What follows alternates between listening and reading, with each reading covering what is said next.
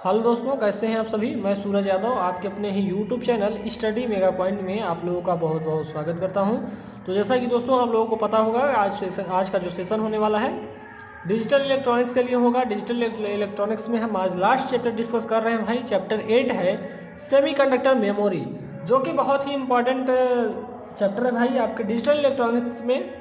तो यहाँ से आप लोगों से काफ़ी क्वेश्चंस पूछे जाते हैं भाई, और वेरी इंपॉर्टेंट होते हैं। और आपके लास्ट वाले क्वेश्चन जो नंबर वाले होते हैं, जो कि 5, 6, 7, 8, 10 नंबर तक के आते हैं, उसमें ये क्वेश्चन पूछा जाता है। ठीक है, one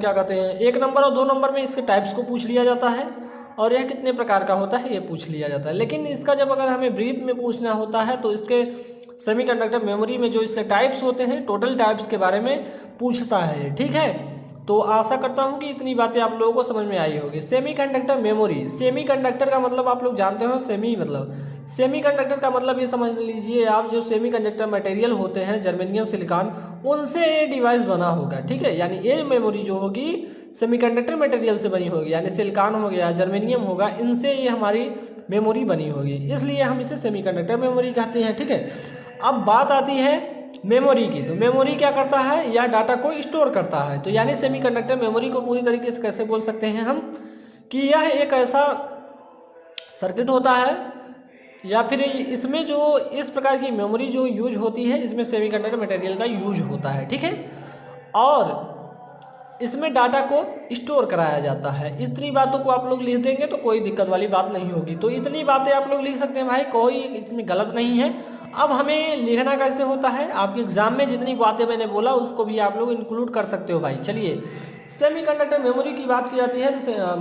memory circuit memory cell पर आधारित है। यह एक ऐसी डिवाइस है जिसका अर्थ फॉर्मेशन बीट को स्टोर करना होता है। यानी इंफॉर्मेशन बीट को मतलब स्टोर करने की बात की जा रही है, यानी डाटा को। यानी सेमीकंडक्टर मेमोरी क्या करती है कि डाटा को स्टोर करती है। ठीक है, अब यह एक यहाँ पे कहा जा रहा है, इसको भी थोड़ा समझ लीजिए कि मेमोरी सर्किट सेल पर आधारित होती है। यानी मेमोरी सर्किट सेल पर यह जो होती है हमारी सेमीकंडक्टर मेमोरी, मेमोरी सर्किट के सेल पर मेमोरी सेल पर आधारित होती है। इतनी बातों को आप लोग ध्यान रखना है। ठीक है, चलिए नेक्स्ट पॉइंट की तरफ चलते हैं। मेमोरी सेल का लॉजिकल सीक्वेंस मेमोरी सर्किट के कॉन्सेप्ट की जानकारी देता है। किसकी जानकारी देता है, इसकी कॉन्सेप्ट की जानकारी देता है। मेमोरी सेमीकंडक्टर मेमोरी 2 टाइप्स की हो सकती है। पहला है हमारा रैम हो जाएगा, दूसरा हमारा रोम हो जाएगा। रैम को हम रीड ओनली मेमोरी पढ़ते हैं, रैम को हम पढ़ते हैं रैंडम एक्सेस मेमोरी पढ़ते हैं, और ROM को हम पढ़ते हैं रीड ओनली मेमोरी पढ़ते हैं। ठीक है, रैम के 2 टाइप्स होते हैं, स्टैटिक रैम, डायनेमिक रैम। ठीक है, रैम के 2 टाइप होते हैं, स्टैटिक रैम और डायनेमिक रैम। और रोम के 2 टाइप्स होते हैं, EPROM और यहाँ पे EEPROM। यानी ये हमारे देखेंगे तो यहाँ पे 2 टाइप्स की हमारी सेमीकंडक्टर मेमोरी होती है। एक होती है रैम, एक होता है रोम। रैम के 2 पार्ट होते हैं, स्टैटिक मेमोरी, स्टैटिक रैम और dynamic ROM RAM.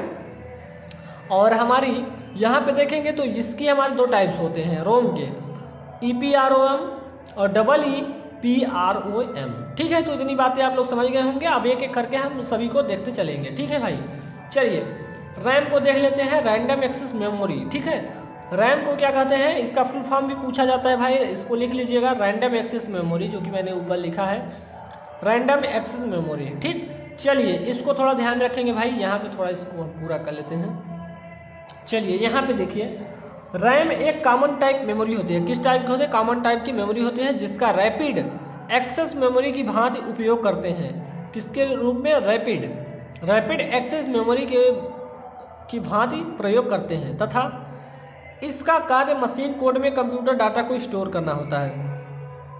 Main part इसका क्या है, मेन काम, इसका मेन वर्क की बात की जाएगी तो मेन वर्क हमारा है मशीन कोड में कंप्यूटर डाटा को स्टोर करता है। किसको, मशीन कोड को कंप्यूटर डाटा में स्टोर करता है। यहाँ पे देखेंगे रैम एक वोलेटाइल टाइप मेमोरी है, जिसमें स्टोर डाटा पावर ऑफ होने पर लॉस हो जाता है। इसे टेम्परेरी स्टोरेज भी कहते हैं। अब बात की जा रही है यहाँ पे कि रैम की बात की जा रही है, तो यहाँ पे कहा जा रहा है वोलेटाइल टाइप मेमोरी होती है, और इसमें पावर ऑफ होने पर डाटा हमारा जो होता है लॉस हो जाता है। कहने की बात यह है कि अगर आप लोग अपने कंप्यूटर को ऑन किए हुए हैं, अगर हम कुछ चीज़ें लिख रहे हैं, अगर हमारी पावर सप्लाई ऑफ हो गई तो उस समय अगर हमारा फिर से लाइट आती है तो देखेंगे तो हमारा डाटा को क्या होगा, ऑफ हो जाता है, यानी वो हमारा डाटा खत्म हो जाता है। लेकिन वो डाटा हमारा खत्म हो जाएगा, लेकिन हम अभी पढ़ेंगे जब रोम को बात करेंगे तो रोम में ऐसा नहीं होगा, ठीक है। रोम में हमारा ऐसा नहीं होगा मेरे भाई, ठीक है। तो मैं अभी आ रहा हूँ, आप लोग थोड़ा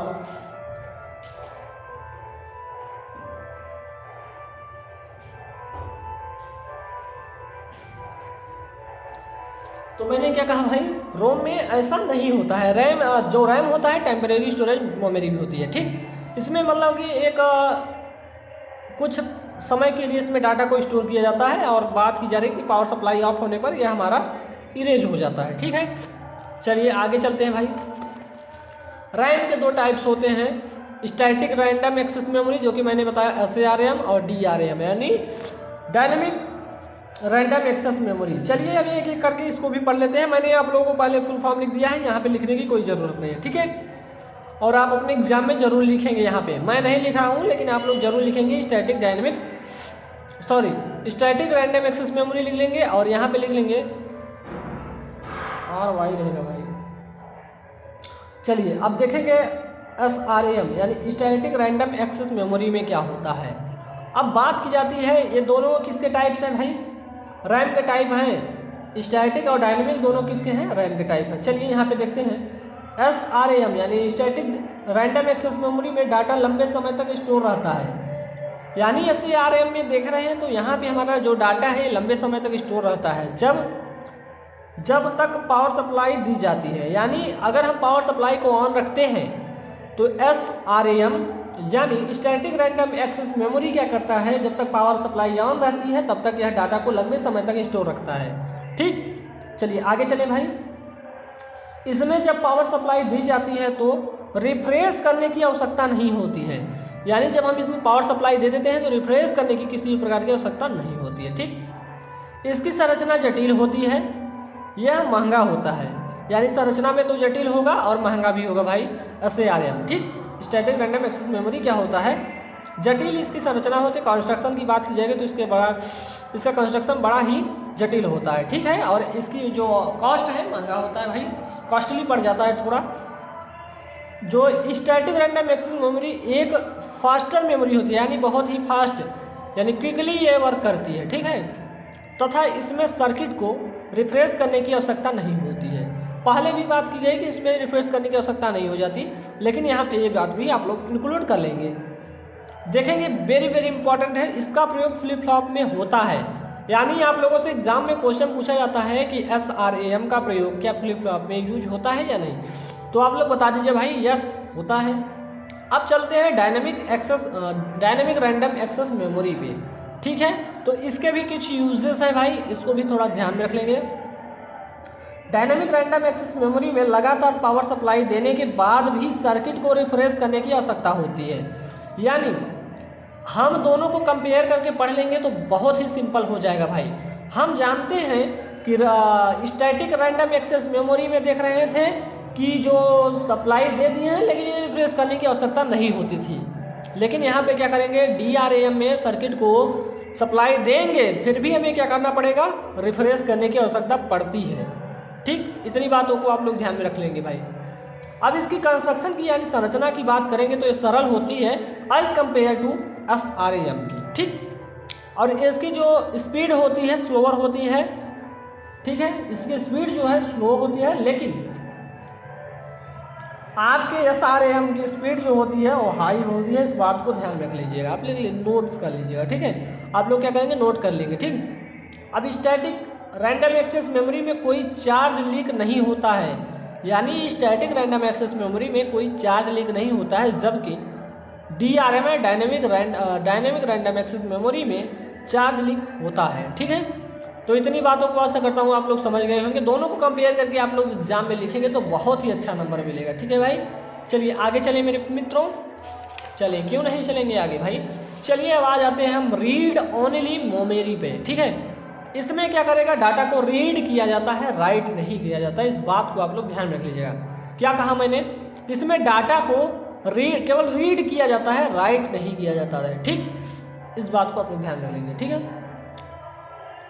चलिए अब इसमें आप लोगों को एक चीज ध्यान रखना है कि यह एक नॉन वोलेटाइल मेमोरी होती है। क्या होती है? नॉन वोलेटाइल मेमोरी होती है, जिसमें डाटा पावर ऑफ होने पर भी लेस यानी होने पर भी लॉस नहीं होता है। यानी डाटा हमारा जो इसमें स्टोर हो जाता है, पावर सप्लाई ऑन होने पर भी क्या होता है, पावर सप्लाई ऑफ होने पर क्या होता है कि इसमें जो डाटा होता है वो हमारा लॉस नहीं होता है। ठीक, डाटा क्या होता है? लॉस नहीं होता है। इसे परमानेंट स्टोरेज मेमोरी भी कहते हैं, इसको भी आप लोग नोट कर लीजिएगा। ठीक है, क्या कहते हैं?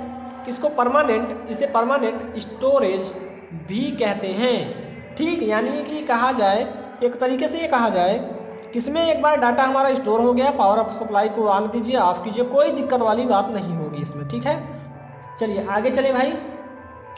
अब रोम के भी कुछ टाइप्स हैं, इनको भी जैसा कि मैंने बताया 2 टाइप्स के रोम भी हैं, जिसे आप लोग कुछ इस प्रकार EPROM को कहेंगे, erasable programmable read only memory. इसको थोड़ा देख लेंगे, इसके फुल फॉर्म को काफ़ी बार पूछा गया है आपके कॉम्पिटिटिव एग्जाम में। ठीक है, कि erasable programmable read only memory. ठीक, इसकी जो फुल फॉर्म है, EPROM एक प्रोग्रामेबल मेमोरी है जो पावर ऑन होने पर भी डाटा को बरकरार रखती है। क्या करती है?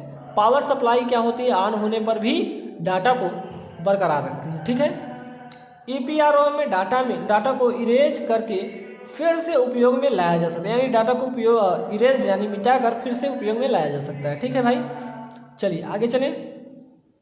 EPROM में डाटा को इरेज करने के लिए अल्ट्रा वायलेट लाइट यानी यूवी लाइट्स, आप अल्ट्रा वायलेट लाइट्स जानते होंगे, अल्ट्रा वायलेट लाइट्स को आप जानते होंगे। तो EPROM में इरेज करने के लिए अल्ट्रा वायलेट रेज यानी लाइट का प्रयोग किया जाता है। इस बात को ध्यान रखेंगे, वेरी इंपॉर्टेंट पॉइंट है। ठीक है, EPROM का अधिकतर उपयोग पर्सनल कंप्यूटर्स में होता है, यानी इसका जो EPROM है इसका प्रयोग हम कहाँ पे करते हैं? पर्सनल कंप्यूटर में करते हैं भाई। ठीक, सेकेंड पॉइंट की तरफ चलेंगे, EEPROM electrically erasable programmable read only memory, इसका फुल फॉर्म होता है।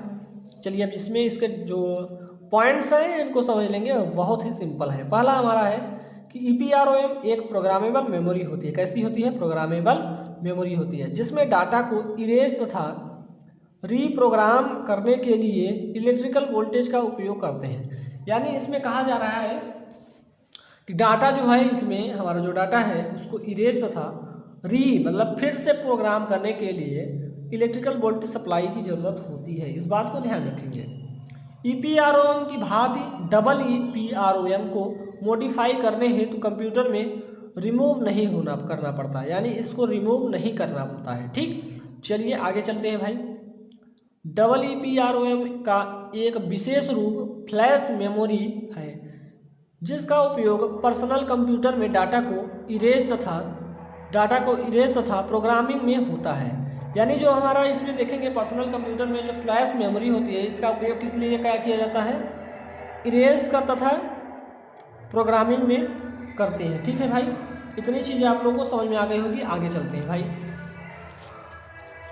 चलिए इसको भी एक पॉइंट और है, इसको भी आप लोग समझ लेंगे कि EEPROM कम से कम यहाँ पे देखेंगे 10⁵ यानी 1,00,000 टाइम्स डाटा को इरेज कर सकता है।